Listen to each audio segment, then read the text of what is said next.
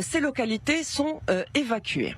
Voilà, beaucoup de localités évacuées donc au nord d'Israël. Merci beaucoup Miri Maman. On en parle avec Avi Melamed qui est resté avec nous. Merci à vous. Alors finalement c'est un petit peu la même question qu'au sud pour le nord. Jusqu'à quand d'après vous ces provocations du Hezbollah? Israël ne pourra plus accepter longtemps cette menace constante dont l'Iran d'ailleurs tire les ficelles.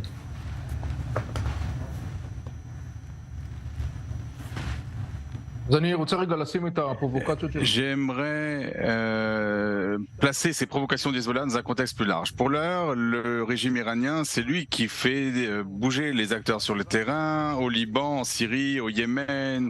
Il essaye de faire de la dissuasion face à Israël pour qu'Israël n'agisse pas face au Hamas parce que le régime iranien veut essayer de sauver le pouvoir du Hamas dans la bande de Gaza. Entre-temps, tout ce que nous voyons, ce sont des opérations du Hezbollah au Liban, des opérations des Houthis au Yémen, des attaques contre des bases américaines en Irak, des tirs à partir de la Syrie, des tirs sporadiques.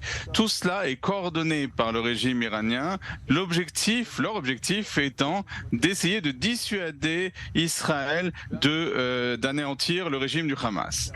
En admettant qu'Israël ne s'arrête pas et continue sa opération contre le Hamas, eh bien, le régime iranien devra prendre une décision. Donnera-t-il l'ordre au Hezbollah d'entrer dans une guerre totale avec Israël ou pas? Il faut garder à l'esprit que les États-Unis ont adressé un message très clair au Hezbollah et à l'Iran, leur disant de ne pas intervenir. Les États-Unis ont envoyé des forces dans la région et je pense que le régime iranien prend cela en compte. Du point de vue d'Israël, il me semble qu'il y a un message caché, pas tellement caché d'ailleurs, adressé au Hezbollah, qui dit si tout cela reste sur le long de la frontière nord, il n'y aura pas d'embrasement. Mais si le Hezbollah effectue une opération plus large, par exemple tirer des roquettes en direction de Haïfa ou voire au sud de Haïfa, je pense que là, on verra un changement et la situation risque de se détériorer. Je pense que le Hezbollah le comprend. Il y a un jeu assez complexe entre Israël et le Hezbollah, entre Israël et les États-Unis d'un autre côté et le Hezbollah et l'Iran de l'autre.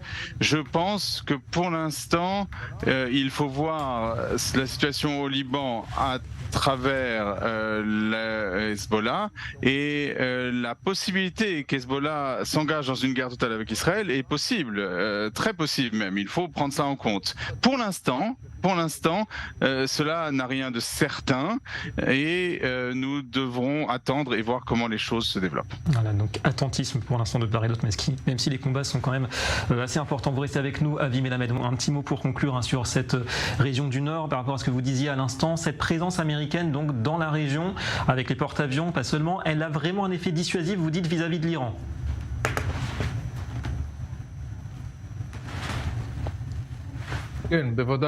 Oui, c'est certain. Cela a un effet dissuasif. Il faut comprendre que les Américains concentrent une puissance de feu très importante dans la région.